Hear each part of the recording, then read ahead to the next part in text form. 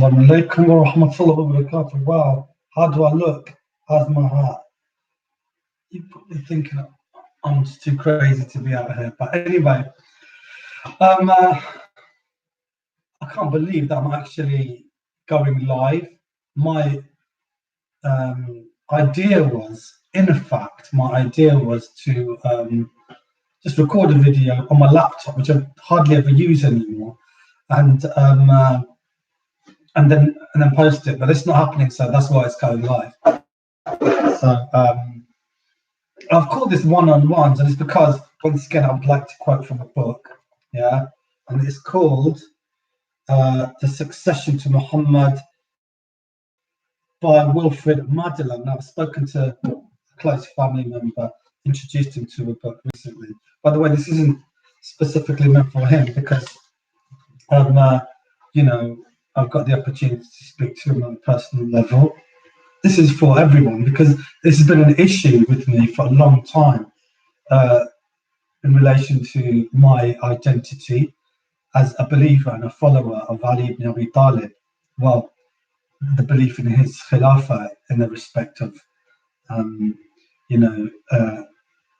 the succession to the Prophet Muhammad, peace be upon him. This book deals with it quite well, but I'm going to read one quote from here. Yeah? Just listen to it. Listen to what it says. It goes, the battle, this is in relation to the Battle of Siffin, which was between Muawiyah and Ali, which was a prolonged civil war. The battle thus remained in the balance, and the slaughter continued. This is how Wilfred Madelung, the author of this book, writes in relation to the research that he's done. The battle thus remained in the balance, and the slaughter continued. It could have been settled in a moment by a duel between the two main contenders. This was variously proposed by Ali and by some of Muawiyah's followers, but Muawiyah, the chess king, would have none of it. Appalled by the massive losses of his people, Abraha ibn al-Sabah al-Himyari, grandson of the last ruling Himyarite, proposed in a speech to them that the two leaders should fight it out and they would back whoever killed his opponent. When Muawiyah heard this, he withdrew behind the lines and told those with him, I think Abraha is afflicted in his mind.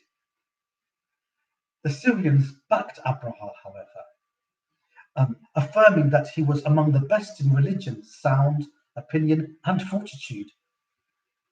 As Muawiyah continued to refuse single combat, Urwa ibn Dawood al-Dimashqi of Banu Amir offered to duel with Ali in his stead. Ali was told by his companions not to bother with this dog, who was not his peer, but Ali countered that he was on this day no more enraged against Muawiyah than against this man. He met him and cleft him in two. A cousin of Urwa, who sought to avenge him, did not fare much better. Right, so we've got a scenario, and the reason why I'm reading this out is because it's the first time I've come across this information, and we've got 358 is the quotation here, and it says Min Qari Waqat Safin 457 to 9. Yeah, and so Dawood ad-Damashqi is enumerated by Khalifa Tariq 9194 amongst the prominent Syrians killed at Safin. So there's a quotation here for that particular event where Wilfred Madelung has you've put forward the information for us. Now, I'm completely aware of the fact that Imam Ali alayhi salam in Nahj al-Balagha writes a letter to Muawiyah and says Muawiyah, you have called me to war. Let me remind you, I'm the one who killed so-and-so relative of yours, so-and-so relative of yours. And I have the same sword with me, and I have the same heart. And obviously, this alludes to the fact that Imam Ali did call Muawiyah to war, and Muawiyah backed right off. But here we've got another angle on it. And the angle on here is saying that it wasn't just Imam Ali alayhi salam saying it, it was the proposal is being put forward by another person to Muawiyah actually. And someone else actually in Muawiyah's army dares to say, yeah, I will fight Ali. He's braver than Muawiyah, isn't he? He's a soldier in Muawiyah's army, and he's braver than Muawiyah. And he fights Imam Ali. Imam Ali says, no, I'm for it. I'm going to go for it.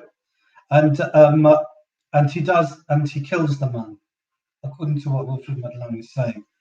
So, and my question to all of you, when I end this stream, and anyone who is watching, is to consider in detail, consider the Battle of Siffin, consider the civil conflict that happened, understand that, is it right to wash the incidents of history over based on the assumption that the Sahaba are infallible and beyond reproach? Is this true? And is it not the case that the fact that the civil war that happened is evidences the fact that the Sahaba weren't, as you say, perfect and beyond reproach and beyond criticism? Isn't Imam Ali alayhi salam's approach towards Muawiyah's opposition to him proof that if we are to follow the Sunnah of Muhammad wa Ali Muhammad and Ahlul Bayt, that we can do the same, at least verbally, and criticize him? And Imam Ali alayhi salam has said that we can pick a sword up, or has said that he would pick a sword up to fight this man. Who was Muawiyah?